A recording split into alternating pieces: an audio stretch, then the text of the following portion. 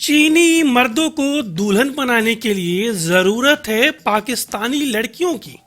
आखिर क्या कारण है कि चीनी लड़के आजकल ढूंढ रहे हैं पाकिस्तानी लड़की। यूं तो एक देश के लड़कों का दूसरे देश की लड़कियों से शादी करना कोई बड़ी बात नहीं है, लेकिन चीन और पाकिस्तान के लड़के लड़कियों का ये संबंध थोड़ा सा लीक से हटकर है।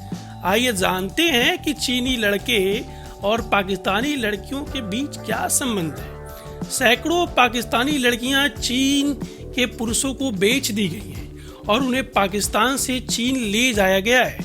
न्यूज एजेंसी एपी ने अपनी रिपोर्ट में खुलासा किया है कि पाकिस्तान से 629 लड़कियों और महिलाओं को चीनी लड़कों और पुरुषों की दुल्हन बनाकर बेच दिया गया है। यह लिस्ट पाकिस्तान के ही जांच दलों ने देश भर में ट्रैफिकिंग के जाल को तोड़ने के लिए तैयार की थी।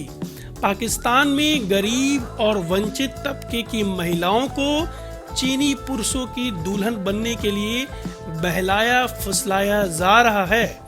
2018 के बाद से ट्रैफिकिंग के जाल में फंसी पाकिस्तानी महिलाओं के बारे में पहली बार सटीक आंकड़ा सामने आया है।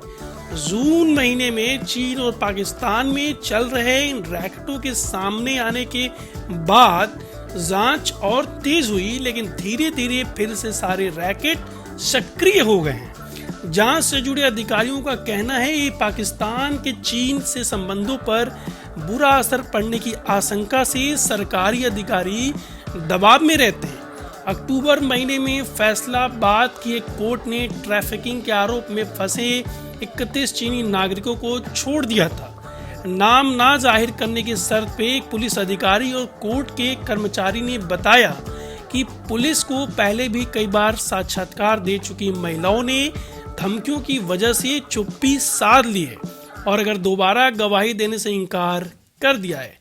चीन से कई लड़कियों को छुड़ाने और पाकिस्तानी लड़कियों को ट्रैफिकिंग नेटवर्क में फंसने से बचाने वाले एक क्रिश्चियन एक्टिविस्ट सलीम इकबाल ने बताया, ट्रैफिकिंग गिरोह पर चंगुल कसने पर काम कर रही केंद्रीय जांच एजेंसी के अधिकारियों पर सरकार की तरफ से दबाव बनाया जा रहा है।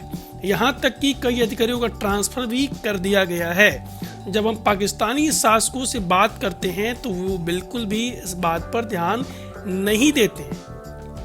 पाकिस्तानी मीडिया में ट्रैफिकिंग को लेकर रिपोर्ट छापने को लेकर तमाम पाबंदियां लगाई गई हैं। एक अधिकारी ने कहा कि कोई इन लड़कियों की मदद नहीं कर रहा है, पूरा का पूरा रैकेट चल रहा है और फल फूल रहा है, लेकिन अधिकारी इसकी जांच पड़ताल नहीं करेंगे क्योंकि उन पर चुप्पी साधने का दबाव है। ट्रैफिकिंग और भी बढ़ गई है।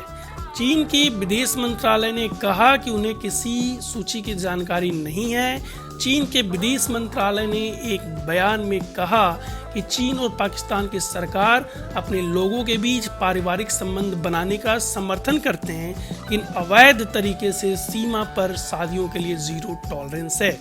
पाकिस्तान की ईसाई समुदाय की लड़कियों को दलाल अपने चंगुल में फंसाते हैं और उनके गरीब माता पिता को उनकी बेटियों के लिए अमीर चीनी पतियों का लालच देते हैं।